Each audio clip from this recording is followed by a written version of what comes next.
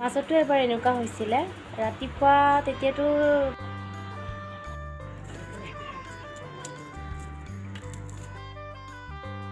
Hello' friend, কি খবৰ আপোনালোকৰ? আশা কৰোঁ সকলোৱে ভালে আছে।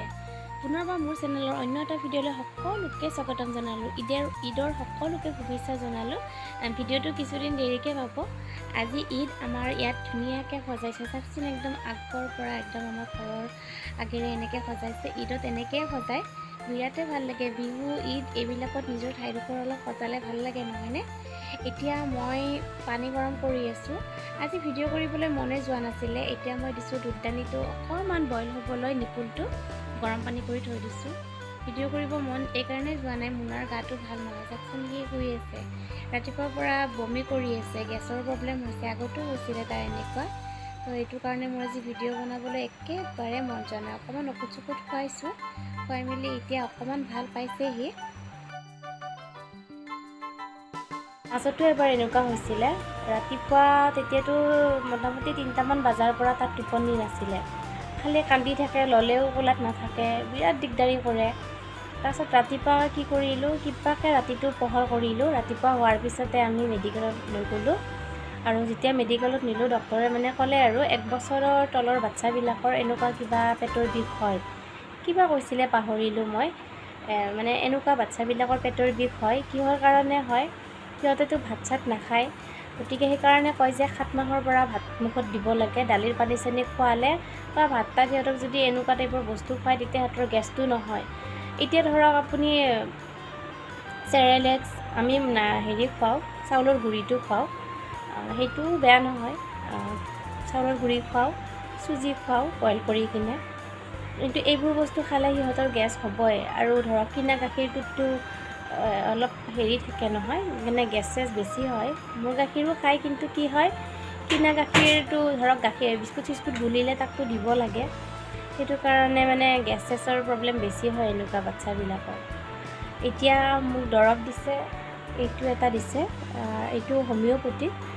আমি এল'পেথিকতো দেখাইছিলোঁ, কিন্তু তাক হোমিঅ'টো বেছি মানে। এল'পেথিকটো মানে মই ৰাতিপুৱা খোৱালোঁ, কিন্তু একো কাম নকৰিলে। এতিয়া ইয়াক এইটো খুৱাব লাগিব, 4 টোপাল খুৱাব লাগিব। 8 বাৰ খুৱাব দিছে, 3 বাৰ হ'লে। আৰু আজি বেছি খোৱা নহ'ব, কাৰণ দুপৰীয়াহে অনা গৈছে। এতিয়া মই এইটো তাক খুৱাই লওঁ। এতিয়া তাৰ কাৰণে অলপ খোৱা বনাইছোঁ, অকণমানে বনাইছোঁ। এতিয়া যিহেতু বেমাৰ হৈ আছে, তাক মই অলপ অলপ কৰি মানে ঘনাই ঘনাই খুৱাই আছোঁ, 1 চামুচ 2 চামুচ কৰি, কাৰণ সি ওলাই দিব পাৰেতো, সেইটো কাৰণে।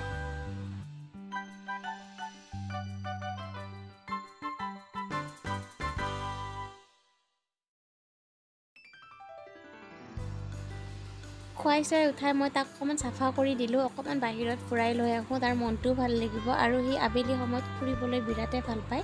এতিয়া তাক মই লৈ আহিছোঁ ফুৰাবলৈ।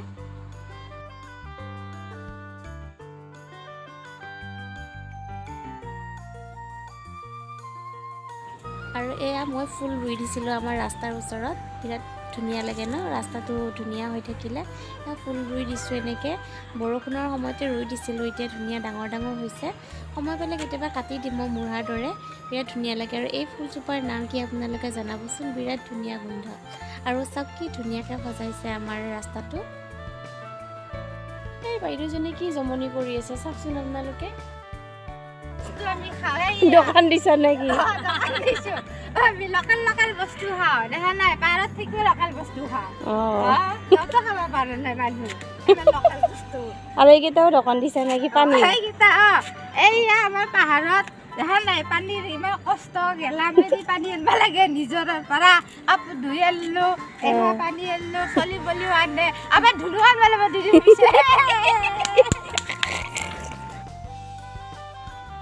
এতিয়া গধূলি হৈছে, মুনাক ফুৰাই লৈ আহিলোঁ, আৰু বিস্কুটখিনি সেমেকি গৈছিলে, সেইকাৰণে মই অকণমান টাৱাত সেকি ল'লোঁ। সেকি লোৱাৰ পিছত বিৰাট মচমচীয়া হয়, খাবলৈ ভাল লাগে, পেলাই দিব লগা নহয়। আৰু সেমেকিলে বহুতে পেলাই দিয়েতো। তো ফ্ৰেণ্ড, আজিৰ ভিডিঅ'টো ইয়াতে সামৰিলোঁ। আশা কৰোঁ ভিডিঅ'টো চাই ভাল পাইছে। যদিহে ভাল লাগে লাইক, কমেণ্ট, শ্বেয়াৰ আৰু ছাবস্ক্ৰাইব কৰিবলৈ নাপাহৰিব। ভিডিঅ'টো চোৱাৰ বাবে অশেষ ধন্যবাদ।